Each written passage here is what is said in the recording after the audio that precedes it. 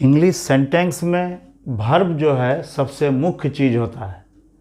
एक सेंटेंस में वर्ब सबसे ज़रूरी चीज़ है और सबसे इम्पॉर्टेंट जो एक पार्ट होता है किसी भी सेंटेंस का, जैसे आई एम ए स्टूडेंट या कोई भी सेंटेंस लीजिए, उसमें सभी में वर्ब, और वर्ब के बिना कोई भी वाक्य नहीं बनता। तो इंग्लिश में या हिंदी में किसी में भी हम लोग जो है सबसे इम्पॉर्टेंट चीज़ है नाउन, प्रोनाउन, एडजेक्टिव, एडवर्ब, ये सब चीज़ों से भी सबसे ज़्यादा इम्पॉर्टेंट चीज़ है क्या आपको वर्ब। वर्ब के बारे में हम लोगों को जानना ज़रूरी है। वर्ब हम लोगों को 3 तरह की चीज़ें बताता है, एक्शन, स्टेट और पोसेशन। क्या क्या चीज़ है इसमें? एक्शन का मतलब होता है कोई कार्य होता है, लेकिन एक्शन के साथ साथ हम लोग का स्टेट की भी बात होती है। स्टेट माने अवस्था। तो वर्ब जो है हम लोगों का कोई एक्शन बोध भी होता है, जैसे ही इज प्लेइंग, मतलब वह जो है सो खेल रहा है। ही रीड्स, वह पढ़ता है। तो इसमें क्या है, आपको कोई एक्शन हो रहा है। और स्टेट, जैसे ही इज स्लीपिंग, इसमें कुछ कर नहीं रहा, ही इज स्लीपिंग। तो इस तरह का इसमें अवस्था का बोध होता है, स्टेट। और एक होता है पोसेशन। पोसेशन का मतलब क्या होता है आपको? अधिकार। अधिकार का मतलब होता है जैसे मेरे पास एक कलम है तो आई हैव ए पेन। तो इस तरह से हम लोग देखते हैं कि कोई भी वर्ब जो है वो हम लोगों को 3 चीज़ की जानकारी देता है। या तो एक्शन हो सकता है, और स्टेट, और क्या हो सकता है?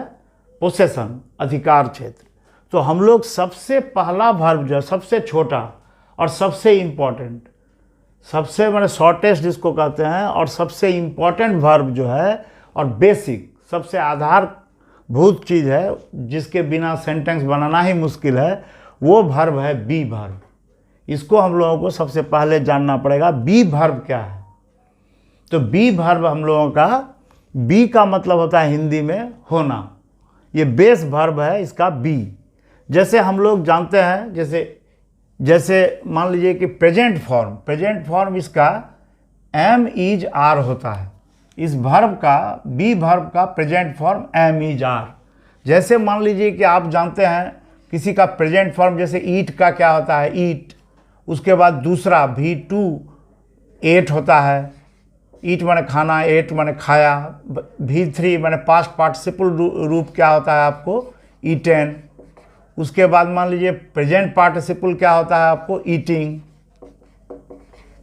और परफेक्ट पार्टिसिपल में फिर उसी तरह हैविंग ईटेन।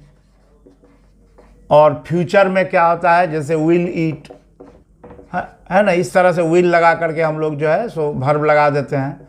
तो इस तरह से हम लोग का जो है इन्फिनिटिव क्या होता है? जैसे टू लगा करके वर्ब का पहला रूप, माने to plus eat, to eat. और ईटिंग का मतलब क्या होता है? इन्फिनिटिव टू ईट का होता है टू ईट। और उसके बाद आपको जिरंड में क्या होता है? वर्ब के साथ आईएनजी लगता है, वो है आपको नाउन हो जाता है। नाउन का भी काम करता है ईटिंग। तो इस तरह से ये बी वर्ब का कैसे होता है? प्रेजेंट फॉर्म क्या होता है? Am is are. और पास्ट फॉर्म, जैसे ईट का एट हुआ, उस तरह यहाँ पर क्या होता है? वाज और वेयर। हम लोग सभी इससे परिचित है। ये बी का ही रूप है, एम इज आर प्रेजेंट में। पास्ट में क्या होता है? Was were. फिर पास्ट पार्टिसिपल जो तीसरा रूप होता है उसमें बीन होता है।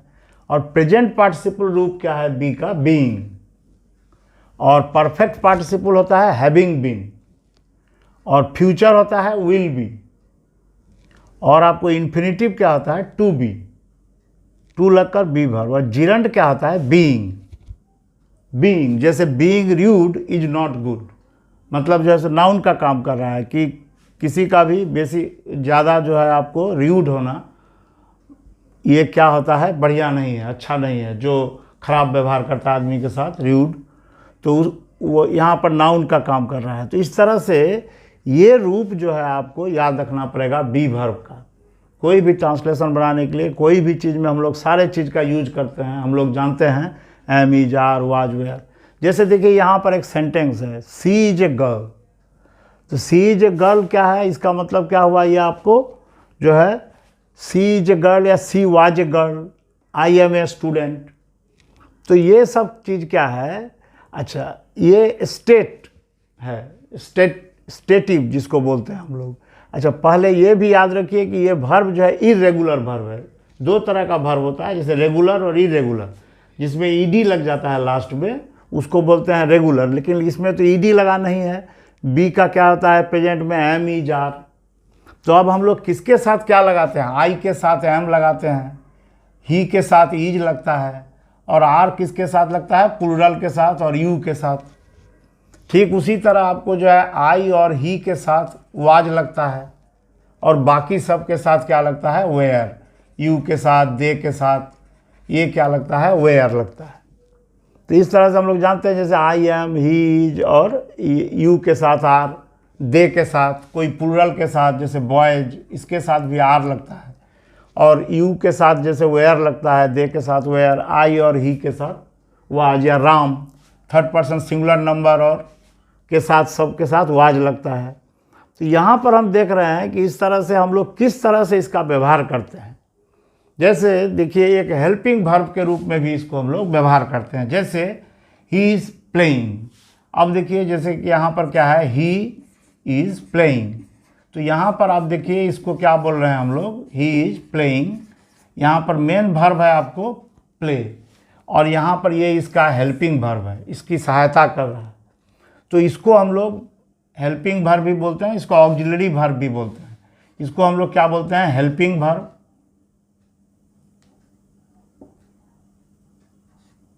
हेल्पिंग वर्ब भी बोलते हैं, या इसको ऑक्सिलरी वर्ब भी बोलते हैं, ऑक्सिलियरी वर्ब। तो इस तरह से, या मेन वर्ब भी, इसमें मेन वर्ब भी इज जो है, या आर, एम, ये सब मेन वर्ब के रूप में भी होता है। जैसे मान लीजिए कि I am a teacher, I am a teacher. यहाँ आप देखिए जो है आई एम ए टीचर, तो यही आई को ही बता रहा है टीचर, माने आई कौन है ना, टीचर है। तो यहाँ पर आपको ये कॉम्प्लीमेंट का काम कर रहा है, और कॉम्प्लीमेंट का काम कर रहा है, इसके साथ इसका लिंक है, इसीलिए इसको या इसको क्या बोलते हैं, लिंकिंग वर्ब भी बोलते हैं और मेन वर्ब भी बोलते हैं। तो आई एम ए टीचर, ये क्या हुआ यहाँ पर, ये इज का प्रयोग आपको लिंकिंग वर्ब के रूप में हुआ, या मेन वर्ब, या यहाँ पर ये मेन वर्ब भी है। देखिए यहाँ पर इज के साथ प्लेइंग था, एक दूसरा वर्ब था, जैसे ही प्लेइंग यदि हम बोलते हैं तो इसका कोई अर्थ नहीं निकलता है, लेकिन फिर भी हम समझते हैं कुछ ना कुछ, लेकिन ईज लगाने पर ये पूरा परफेक्ट आपको एक सेंटेंस बनता है। उसी तरह आई एम ए टीचर, यहाँ देखिए और कोई वर्ब नहीं है, ये भी नाउन है, और यहाँ एम है वर्ब, तो यही मेन वर्ब है। तो ये यहाँ ऑक्सिलरी का काम करता है, तो कहीं मेन का भी काम करता है। तो ये जो है बी वर्ब, ये मेन का भी काम करता है और ऑक्सिलरी का भी काम करता है। जैसे आप किसी को बोल रहे हैं कि बी ऑनेस्ट, ये देखिए मैंने क्या जो है, आप बी ऑनेस्ट, आप जो है सो क्या बनिए, एकदम जो है ऑनेस्ट बनिए, है ना। तो यहाँ पर ये बी देखिए हम लोग यूज कर दिए एक सेंटेंस में। तो किसी को उपदेश आप दे रहे हैं कि बी ऑनेस्ट, मतलब जो है सो आप ऑनेस्ट होइए, ईमानदार। अब देखिए डू के बिना जो क्वेश्चन हम लोग बनाते हैं, क्वेश्चन में भी आप इज का, जैसे ही इज प्लेइंग, तो वहीं पर आपको क्या हो जाएगा, जैसे हम आगे ले आते हैं इसको इज और सी, इज सी प्लेइंग। तो यहाँ पर देखिए आप जो है सो ये क्या सेंटेंस बन गया, आगे ले आए इसको, तो यहाँ पर ये प्रश्नवाचक आपको बन गया। नेगेटिव में भी हम लोग जैसे ही इज नॉट प्लेइंग, मान लीजिए he is not playing, he is not playing, तो यहाँ पर आप क्या देख रहे हैं कि ही इज नॉट, इज के साथ नॉट, नॉट कभी भी अकेले नहीं लगता, ही नॉट प्लेइंग नहीं होता है, he is not playing, I do not play present indefinite में होता है। तो इस तरह से जब आप इस तरह का सेंटेंस बनाइएगा तो यहाँ इज के साथ क्या लगेगा आपको, नॉट। तो ये नेगेटिव बनाने के लिए भी हम लोग इसका व्यवहार करते हैं। और ये जो है सो एक स्टेटिव वर्ब के रूप में भी हम इसका व्यवहार करते हैं। स्टेटिव वर्ब एक होता है डायनामिक या एक्शन वर्ब जिसको बोलते हैं हम लोग। एक्शन वर्ब में क्या होता है, जैसे आई प्ले, मैं खेलता हूँ, तो ये प्ले क्या हुआ आपको, इसमें डायनामिक वर्ब। लेकिन स्टेटिव का मतलब क्या होता है, कोई अवस्था का वर्णन करता है। अवस्था का वर्णन जैसे he is my brother, he is my brother. अब देखिए यहाँ पर he is my brother, she is my sister, तो यहाँ ईज का काम क्या है, ये ईज क्या काम कर रहा है यहाँ पर, स्टेटिव वर्ब। अवस्था बता रहा है, ही इज़ माई ब्रदर।